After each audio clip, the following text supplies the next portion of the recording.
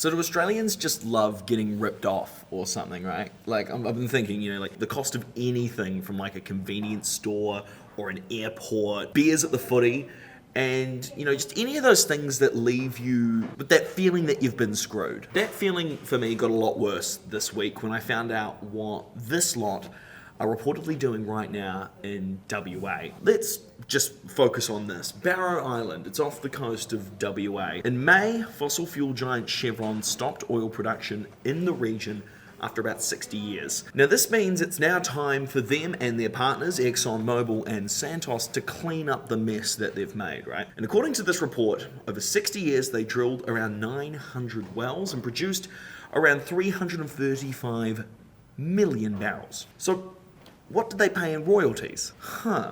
$3 a barrel, or $1 billion over 60 years. Now, if that was the only part of Australia getting screwed, that would be one thing. But here's the truly cooked part about this, right? It seems like Chevron and its partners are gonna get over half of that $1 billion back. And it'll come from you, the taxpayer. So according to the law that allowed this project to originally go ahead, the WA government and the federal government will pay back 40% of the cleanup costs for the first 3 years, and that's an estimated $516 million. So to make it clear, this cleanup should happen, but should we be paying the bill for it? I mean, you don't see landlords chipping in, for bond cleanings, do you? So how does this all work? Well, the story came from an independent journalist, Peter Milne, at an outlet called Boiling Cold. Now, Peter put in a Freedom of Information request from the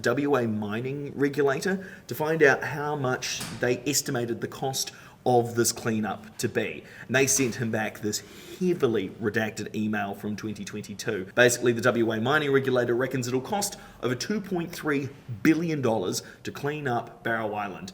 The figure that they actually got from a Sydney Morning Herald article, also written by Peter Milne. Under the law, this mob will be refunded 40% of the decommissioning cost until December of 2028, because for some reason, that's the deal that the WA government made in the 80s when they signed this act into place. Now that refund is capped at the total amount of the royalty paid. So for this project, over 60 years, they paid $1 billion in royalties. Now according to Milne, the WA regulator reckons that of the total $2.3 billion cleanup cost, $1.29 billion will be spent between now and the end of 2028.